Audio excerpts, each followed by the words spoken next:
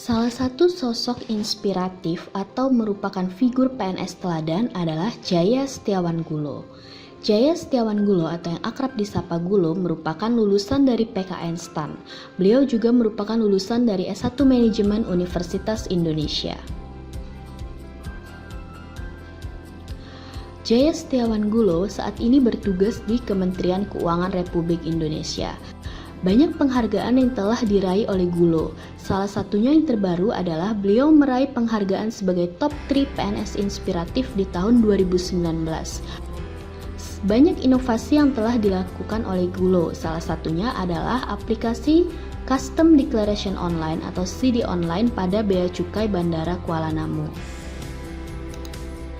Aplikasi tersebut memberikan kemudahan bagi para traveler atau masyarakat yang hendak ke Indonesia dengan membawa barang bawaan dari luar negeri. Nah, aplikasi ini juga lah yang membawa Gulo menjadi top 3 pada kategori PNS inspiratif dalam ajang Anugerah ASN 2019. Gulo tidak hanya menunjukkan jati dirinya sebagai PNS ketika berada di lingkungan kerja, ia juga kerap bangga membawa profesinya tersebut sebagai penghargaan internasional yang ia terima. Beliau ingin meyakinkan masyarakat bahwa PNS itu adalah salah satu sosok yang dapat menjadi panutan. Dengan kinerja yang baik, kita dapat meningkatkan public trust masyarakat terhadap pegawai negeri sipil.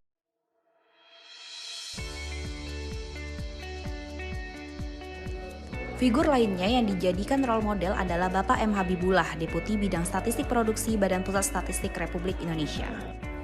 Beliau dijadikan salah satu role model dikarenakan menciptakan beberapa inovasi yang mengedepankan teknologi yang terbarukan di lingkungan kerjanya, yaitu Badan Pusat Statistik. Hal ini dapat dijadikan panutan bagi kita para ASN untuk terus berinovasi di unit kerja kita.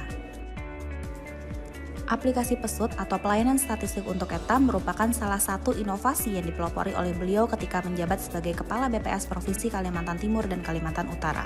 Aplikasi Pesut ini merupakan inovasi layanan informasi statistik berbasis Android yang memudahkan pengguna data dalam mengakses data statistik hanya dalam genggaman tangan dan secara cepat. Saat ini, sebagai Deputi Bidang Statistik Produksi, beliau menciptakan inovasi dalam proyek perubahan dengan membangun geospasial statistik komoditas jagung untuk mendukung ketahanan pangan. Di samping itu, beliau bersama dengan tim dari BPS dan berkolaborasi dengan beberapa instansi, baik pemerintah maupun swasta, mengembangkan metodologi kerangka sampel area atau KSA, di mana metodologi ini diharapkan dapat menghasilkan data luas panen yang akurat dan objektif. Dan inovasi dalam hal metodologi ini menjadi top 45 inovasi pelayanan publik tahun 2019. Dari inovasi beliau ini, hal yang bisa didapatkan adalah sebagai ASN masa kini, kami terpacu untuk terus berinovasi dengan cara memberikan layanan terbaik untuk para stakeholder di instansi kami. Di samping itu juga, kolaborasi dalam berinovasi juga dikedepankan agar dapat mengintegrasikan suatu inovasi agar pelayanan tetap terdepan.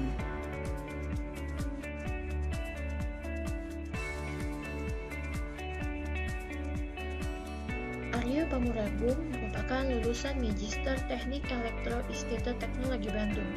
Impiannya sederhana, yaitu ingin layanan seluler dengan kualitas sejajar dirasakan oleh seluruh penduduk Indonesia. Aryo Pamuragung adalah PNS di Kementerian Komunikasi dan Informatika. Kiprah Aryo berbuah penghargaan Anugerah Aparatur Sipil Negara tahun 2019 untuk kategori The Future Leader.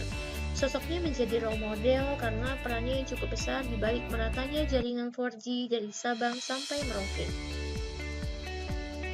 Tidak dipungkiri, cita-cita besarnya ini harus menghadapi sejumlah ujian, mulai dari schedule yang sangat padat, jumlah SDM sangat besar, banyaknya stakeholder yang terlibat, biaya yang begitu besar, menjadi tantangan yang harus ia jawab satu demi satu. Hal tersebut menjadi contoh bagi kami bagaimana seorang Aryo Pamuragung mendedikasikan waktunya untuk bekerja secara profesional sehingga bisa memberikan suatu inovasi demi Indonesia. Meskipun dalam pekerjaannya banyak rintangan yang dihadapi, beliau mampu bekerja sama dengan tim menciptakan solusi untuk mengatasi hambatan-hambatan tersebut.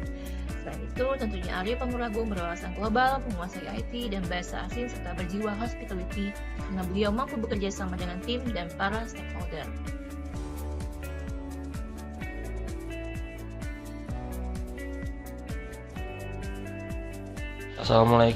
Assalamualaikum warahmatullahi wabarakatuh.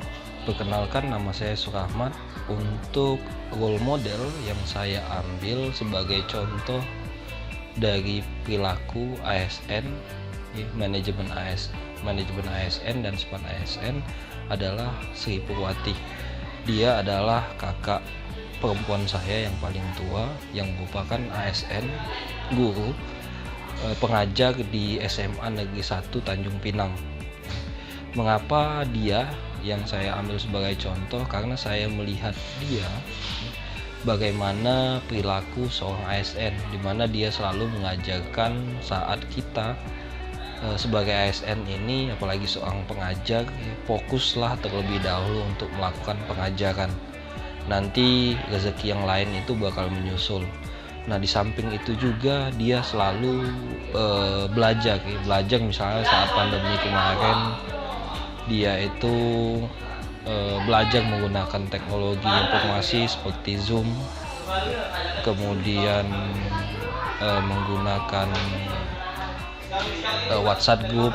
Nah, selain itu juga dia selalu melakukan pengembangan diri, misalnya menjadi seorang guru penggerak, di mana di situ dia melakukan pelatihan, membuat video, membuat kegiatan belajar bagaimana menjadi seorang guru yang bisa menjadi penggerak.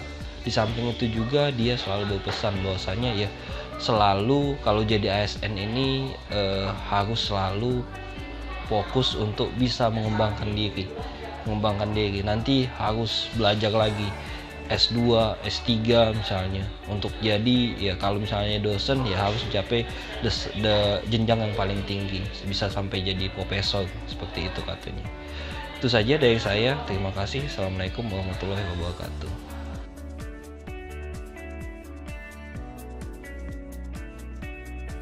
Perkenalkan, nama saya Rizal Afif Abdullah Napitupulu. Saya peserta Latsar Angkatan 6 Kelompok 3.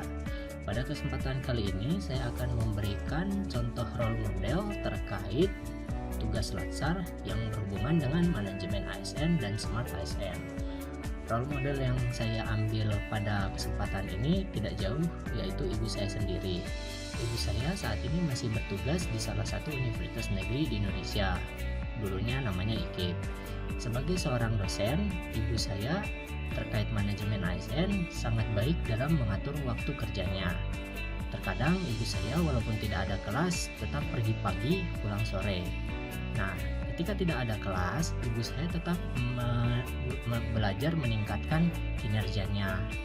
Dalam contoh sebagai meningkatkan metode-metode pengajaran agar tetap maksimal.